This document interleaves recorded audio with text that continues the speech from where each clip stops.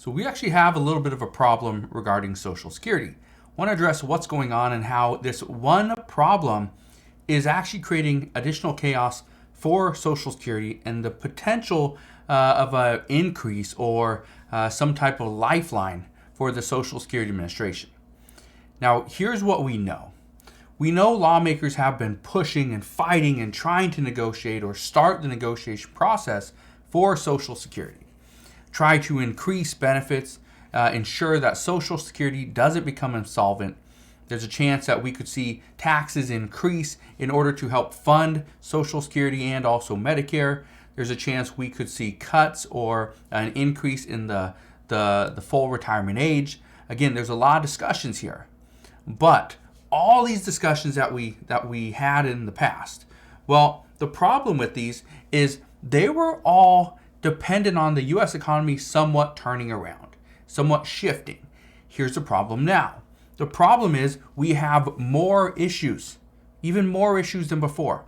And I'm not talking about a food shortage. I'm not talking about the housing market or the stock market. What I'm talking about is the problem that we are currently facing is regarding the banks. There's a banking fiasco and it's creating a major problem for Social Security. But why? Well, here's the reason why. What does Congress do if we see that our banking system is falling apart? It's collapsing. Congress is going to come out of the woodwork. They're going to do whatever they can to ensure that our banking system stays strong. What does this mean? Well, there's a good chance it means additional funding, potentially bailouts. And when we see bailouts, the first thing you should think of is, well, there's money for the banks, but not for the American people. The taxpayers are going to pay for these bailouts. And I don't care who you're hearing this from, who's saying it, but if someone is saying that no, taxpayers are not going to pay a single penny for a bailout, that is complete false. Okay? That there's no way that taxpayers are not going to pay when we are going to bail out a bank. Now, in the past week, 3 banks have just fallen, pretty much fallen off a cliff or collapsed. And that was all within about a week. And now we're starting to see Europe is feeling the impacts of this as well with Credit Suisse. Now, I'm not going to go into all the details there, but I can tell you right now that lawmakers would consider Credit Suisse too big to fail. Just to give you an idea, and I don't know the exact numbers, but I believe the Silicon Valley Bank had like $200 billion in assets. Credit Suisse has over $500 billion in assets. Over $500 billion.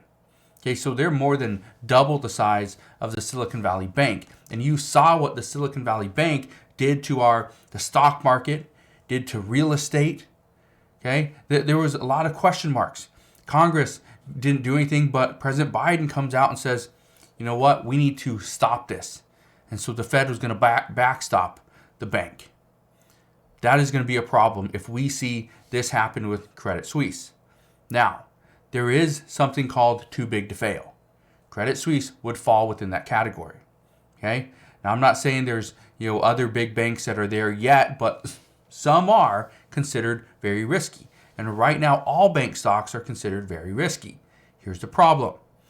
If Congress is looking at this and thinking, you know what, maybe we need to hold off just a little bit. We need to wait and see how this plays out because we might have to allocate additional funds over here to the banking industry. Well, guess what?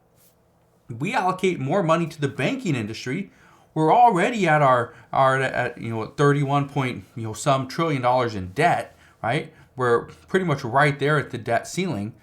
Well, if we allocate more money to the banking industry, we got to pay for that. Well, right now, what is the second big thing that lawmakers are fighting over? It is the fiscal year 2024 federal budget. President Biden came out and he wanted to provide child tax credit payments, right? That he wanted to make that a permanent fixture. He wants to negotiate prescription drug prices. He wants to ensure that private, healthcare companies, or if you have private insurance, you're also getting insulin for $35 a month. He wanted to ensure all those things, and there's many more provisions in there as well. But again, all those things aren't going to happen if we have a banking crisis. Here's what could happen. And again, I'm not saying this will, but according to reports, this is what is now being discussed. If we have to provide money to the banking industry, if we need to do some type of stimulus for just the banking industry, guess what? This is going to hurt President Biden's his plan of providing all this additional money to certain areas of the in the country. Well, guess what? That also means we either have to raise taxes and we have to provide cuts. We have to do those two things. Previously, it was either or. We need to either reduce our expenses, which means making cuts, or we need to raise taxes. Now what's being discussed is we have to do both of those things. So Democrats said, no, we don't need to cut anything. All we need to do is just raise a little bit more revenue by increasing taxes. And Republicans said, no, absolutely not. We're not going to raise taxes. All we got to do is provide some cuts. Now the report is, if we want to ensure that Social Security is going to be around for the next 75 years, well, the one thing that we need to do is both of those things. Increase taxes and provide cuts. What are we going to cut? I don't know. I wish I could tell you, but at this time, nobody knows. The reason nobody knows is not because they're not talking about it, but because they have to get bipartisan support. That's where this is going to be very difficult. And Republicans have already stated that they are not going to vote for an increase in the debt ceiling unless something happens where we are going to, first off, two things. One, we need to make sure that we balance our budget. And the second thing is we need a deficit reduction. Those are the two things that they want. I don't know if we're going to get those. And now throwing in another problem and the banking situation, this fiasco that we're going through, if this happens, I can tell you right now, providing anything for Social Security in 2023 is going to be a long shot. And the only reason I say that is because the banking system and the banking situation will take precedence over Social Security, simply because the banking situation impacts us today. Social Security and changes there will not actually impact us for the next about 10 years, at least according to the Congressional Budget Office. So I can say one thing for sure, this is almost a guarantee, but Congress is going to have to do things that they're not comfortable with. This is going to be a problem. And the reason this is a problem is because the longer we wait into 2023, and if we dip into 2024, if lawmakers haven't passed something by then, they're probably not going to pass anything, because every single lawmaker is going to be worried that if they vote yes or no on whatever bill, it could potentially hurt them for the upcoming election in 2024.